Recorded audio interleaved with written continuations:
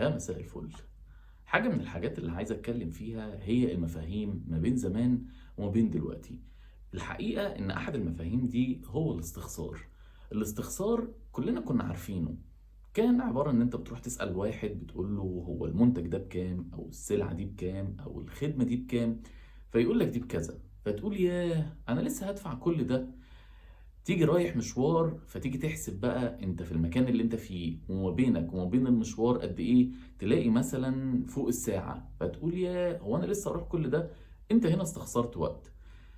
زمان كان كل المفهوم بتاع الاستخسار منحصر ما بين الوقت والفلوس وحاجات شبه كده. يعني دلوقتي أصبح الاستخسار داخل في حاجات كتير جدا في حياتنا، زي الاستخسار في العلاقات والاستخسار في الشكر والتقدير، وبقى داخل في أبسط الحاجات بقينا بنستخسرها.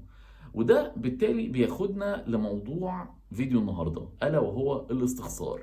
بطل القصة بتاعت النهاردة واحد اسمه أحمد. أحمد ده صديقي، أنا عارفه الصراحة يعني من سنين كتير جدا، وعارف إن هو شخص مجتهد وشخص موهوب وبيحب شغله جدا وشاطر فيه كمان. يشاء القدر إن هو يشتغل في أحد الأماكن الكبيرة في البلد، المعروفة كمان نسبيا يعني، وتربطه بينه وبين مديره علاقة كلها حب واحترام و... واهتمام وكل شيء كويس في الدنيا.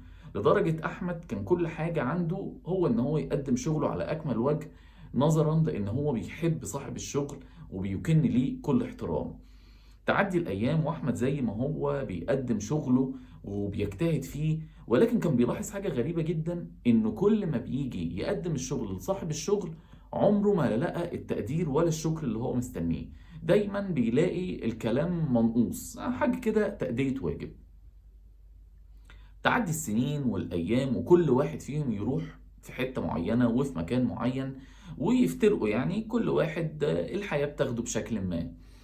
وتعدي برضو السنين أكتر والأيام أكتر ويتقابلوا في أحد المناسبات، فأحمد يروح لمديره بشكل مباشر ودغري، يقول له هو أنا ليه دايما كنت كل ما بديك الشغل بتاعي عمري ما حسيت إن الشكر بتاعك كامل؟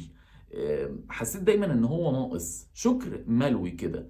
الحقيقة إن أحمد اتصدم جدا بالرد، لأن صاحب الشغل رد عليه وقال له أنا اتعلمت إن أنا لو اديت اللي قدامي حقه في الشكر والتقدير، تقدر تقول ان هو هيتمرع وعمره ما هيبقى دايما حاسس ان هو ناقص في المجهود بتاعه، وهيحاول ان هو يأدي اكتر من كده. طبعا كان رد صادم جدا بالنسبه لاحمد، واللي هو لما اتنقل لي بالتالي الرد ده انا كمان اتصدمت. الحقيقه ما قدرتش ان انا اتعاطف تماما مع المدير بتاعه ده، وكنت شايف وجهة نظري ان هو فعلا شخص مريض. يعني هو شخص محتاج علاج نفسي.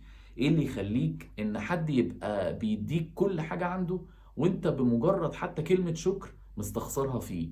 بل بالعكس، انت عارف ان كلمة الشكر دي ممكن تخليه يدي اكتر ويعيد حساباته ان هو يفضل معاك بشكل اكبر وبقوة اكبر من قبل كده. دايما بشوف ان اللي ما بيديش حق اللي قدامه في جبر الخاطر او في التقدير او في الشكر، فهو انسان فعلا مريض ولازم يتعالج. وده إن كان ياخدنا لنتيجة واحدة بس، هي إننا لازم نشكر اللي قدامنا. يعني اللي قدامنا لو مستني مننا كلمة شكر، خصوصا لو كان بيبذل مجهود وكان بالفعل يستحق الموضوع ده، ليه ما نديهالوش؟ للأسف إن إحنا بناخد إن وجود الأشخاص هو شيء مضمون وشيء مسلم بيه، مع إن بالعكس اللي قدامك لو حس في لحظة إن أنت جاي عليه زيادة عن اللزوم، هيسيبك من غير ما يفكر ولا حتى لحظة واحدة وبدون نقطة تردد. خليك دايما عارف انك لما تشكر اللي قدامك وتديله حقه، ده هيخليه يقرب منك اكتر ويحبك اكتر ويديلك اكتر من اللي عنده كمان. فاكتب لي في التعليقات كده، هل واجهت حاجة زي كده قبل كده سواء معاك او مع حد تعرفه؟